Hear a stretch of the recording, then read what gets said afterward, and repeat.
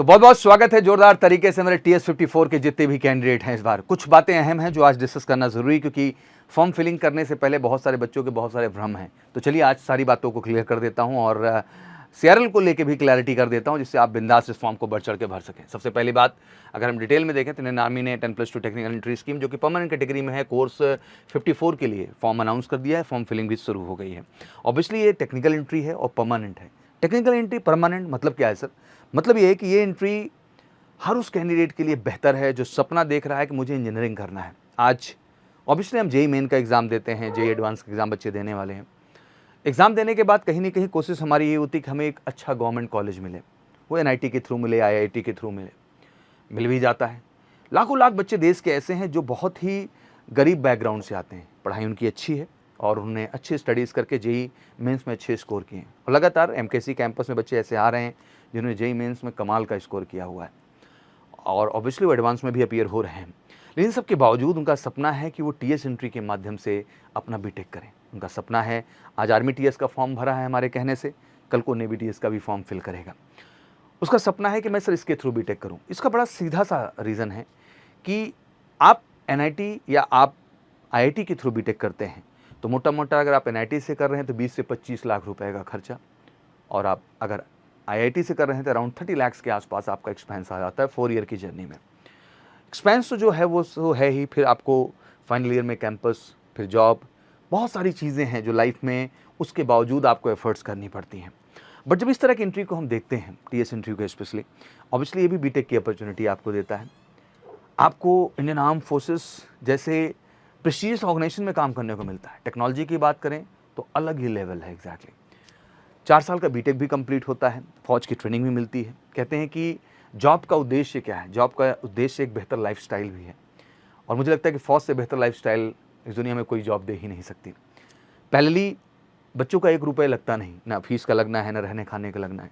Stipend के तौर पे सैलरी अलग आ रही है उनके पास, और 4 साल की डिग्री भी आपको मिल रही है, जॉब भी आपकी सिक्योर हो गई। आपको कुछ नहीं करना, आप सिंपली एक ऑर्गेनाइजेशन का हिस्सा बनते हैं, ईमानदारी से अपनी स्टडीज़ करते हैं और एक बेहतर एक्सपोजर लेते हैं लाइफ। और आपके पास ऑप्शन होता है कि 10 ईयर्स में आप शॉर्ट सर्विस कमीशन से भी बाहर आ सकते हैं। आपके पास चॉइसेस होती हैं, और ऑब्वियसली उसके बाद प्राइवेट सेक्टर आपको हाथों हाथ उठाते हैं और अच्छे पैकेज में उठाते हैं। फॉरेन कंट्रीज़ में पोस्टिंग के ऑप्शंस आते हैं। तो मुझे लगता है आज इसको चुनना एक बुद्धिमत्ता का विषय है हर उस बच्चे के लिए जिसने जेईई मेन का एग्ज़ाम दिया है। एनडीए का बच्चा बिल्कुल पैशन है, एनडीए के थ्रू 2 एसएसबी ले रहे हैं, बट एनडीए के साथ साथ जेईई आपने दिया हुआ है तो आप इन 2 एसएसबी आर्मी टीएस और 2 एसएसबी नेवी टीएस की क्यों ही मिस करेंगे? 4 एसएसबी भी आपका हिस्सा है और ये आपके सफलता के ग्राफ को बढ़ा देता है। और एग्जैक्टली उसके लिए फॉर्म फिलिंग शुरू हो चुकी है। मोटा मोटा कुछ चीज़ें आप जान लें। एज 2 जुलाई 2006 से 1 जुलाई 2009 है। अनमैरिड मेल कैंडिडेट्स के लिए, फीमेल के लिए नहीं है ये। क्वालिफिकेशन में ऑब्वियसली 10+2 में आपका पीसीएम होना चाहिए, और पीसीएम में एग्रीगेट 60% है। एग्रीगेट का मतलब ये होता है कि फिजिक्स, केमिस्ट्री, मैथ तीनों को जोड़ करके, अब कम ज़्यादा भी हो सकता है, मैथ में ज़्यादा, फिजिक्स में कम है, केमिस्ट्री में ज़्यादा, ऐसा नहीं, तीनों मिला करके 60% होना चाहिए। और जेईई मेन में आप अपीयर्ड हो, बट अपीयर्ड से काम तो नहीं चलेगा। प्रश्न आपका बड़ा ही होगा, सर सीआरएल क्या होनी चाहिए? तो मैंने 3,50,000 तक बिल्कुल ठोक के बोला है। ज़्यादा भी है आपकी तो आप फिल कर सकते हैं, कोई आपको रोक नहीं सकता एग्जैक्टली। और शायद मौका मिले आपको एसएसबी, क्योंकि कहीं ना कहीं फौज के ऊपर भी है कि ज़्यादा से ज़्यादा लोगों को स्क्रीनिंग के लिए बुलाया जाए, ज़्यादा से ज़्यादा लोगों को कॉल किया जाए, तो ऑब्वियसली वहाँ पे सीआरएल ज़्यादा होने के स्कोप बढ़ जाते हैं। जुलाई फर्स्ट वीक में जो है आपकी डेट सिलेक्शन लिंक आ जाएंगे। अगस्त सितंबर में दोनों में डेट होंगी, तो आप चुन लीजिए, अगस्त में डेट चुन लीजिए, सितंबर में, जैसे आप कंफर्टेबल हो। तो मुझे लगता है बड़ा ही अहम टाइम है आपके जीवन का इस समय। 5 डे की पूरी एसएसबी की जर्नी होगी, और बड़ी खूबसूरत जर्नी, जहाँ एक बेहतर कम्युनिकेशन और बेहतर पर्सनैलिटी की एक्सपेक्टेशन आपके अंदर होगी। और ऑब्वियसली एमकेसी का जो प्लान है 14 to 90 डेज़ का, ये बेस्ट प्लान है पूरे भारत का, क्योंकि इसके दौरान हम आपकी कम्युनिकेशन, स्पीकिंग स्किल्स, आपकी जनरल अवेयरनेस, आपकी पर्सनैलिटी, हर पार्ट पे रेगुलर काम करते हैं, रियल फीडबैक देते हैं, रियल असेसमेंट करते हैं। और मुझे लगता है रियल फीडबैक, रियल असेसमेंट आपकी रियल पर्सनैलिटी का निर्माण करेगा, जहाँ आप कॉन्फिडेंटली कहेंगे सर कि this time I will do it, और मैं श्योर शॉर्ट रिकमेंडेशन लूँगा। तो बिल्कुल, अगर आपका सपना है इस बार कि आप इसके थ्रू अपनी बीटेक की जर्नी जारी करें और अपनी जॉब सिक्योर रखें, फैमिली को सपोर्ट कर सकें, बढ़ चढ़ के इस फॉर्म को भरिए। और फॉर्म भरने के साथ साथ जुड़िए एमकेसी के बेस्ट एसएसबी प्रिपरेशन क्लास के साथ।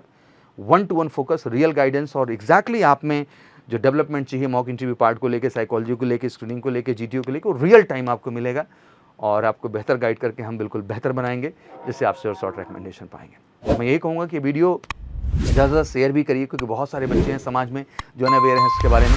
अवेयरनेस होगी तो बहुत गरीब बच्चों के लिए एक बेहतर किरण की आस की तरह है हमारे यहाँ टीएस एंट्रीज, चाहे आर्मी की हो, नेवी की हो, और इवन एनडीए भी, क्योंकि बीटेक की अपॉर्चुनिटीज सभी दे रहे हैं। और बिल्कुल इससे जुड़ने के लिए आप कॉल भी कर सकते हैं 9696330033 पर, और जुड़िए एमकेसी के साथ अगर आपका सपना है इस बार श्योर शॉर्ट रिकमेंडेशन का। Thank you so much, wish you good luck. जय हिंद, जय भारत।